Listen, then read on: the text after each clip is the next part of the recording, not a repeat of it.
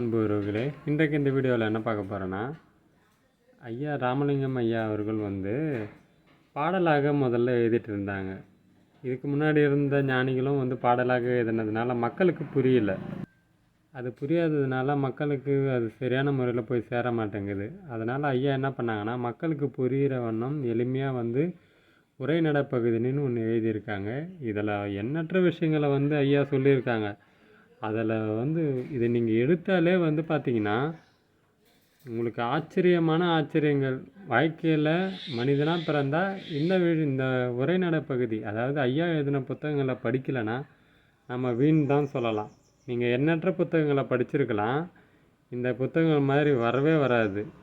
ஏனென்றால் இந்த புத்தகம் மனித அறிவால் எழுதலை, இறைவனுடைய அருள் அறிவால் எழுதினது. அதனால தான் இதனுடைய தனி சிறப்பு.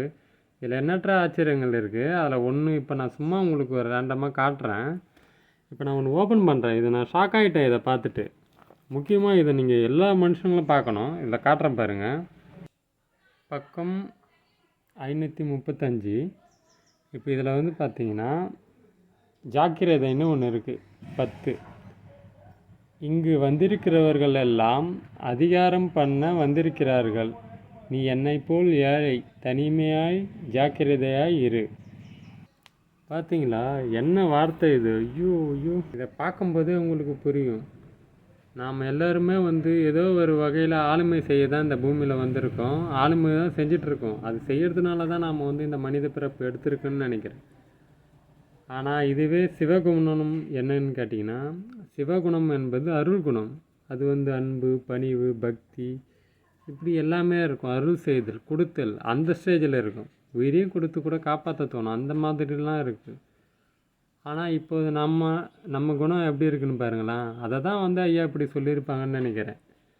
நம்ம எல்லோருமே பூமியில் வந்த மனிதர்கள் எல்லாமே என்ன பண்ண வந்திருக்கோம்? நம்மளுடைய ஆளுமையை தான் காட்டணும்னு வந்திருக்கோம். ஆனால் இறைவன் போல் அருள் காட்ட வரலன்னு நினைக்கிறேன். அப்போ நம்ம இந்த ஆளுமையிலிருந்து ஒதுங்கி, அதாவது இந்த ஆணவங்கிறதுலேருந்து ஒதுங்கி அருள் செய்ய சிவகுணத்தில் போகும்போது தான் நம்மளுக்கு அந்த இறை அனுபவம் வாய்க்குன்னு நான் நினைக்கிறேன். எனக்கு என்னுடைய சிந்தனையில் உதிச்சதை நான் சொல்கிறேன். இதுக்கு உண்மையானது நீங்கள் வேறு ஏதாவது இருந்தாலும் சொல்லுங்கள். ஆனால் எத்தனை ஒரு ஆச்சரியம் பாருங்களேன். இனிமேல் வரப்போகிற பகுதியிலலாம் ஐயாவுடைய ஒவ்வொரு கருத்துக்களையும் பார்க்கலாம். நன்றிகள்.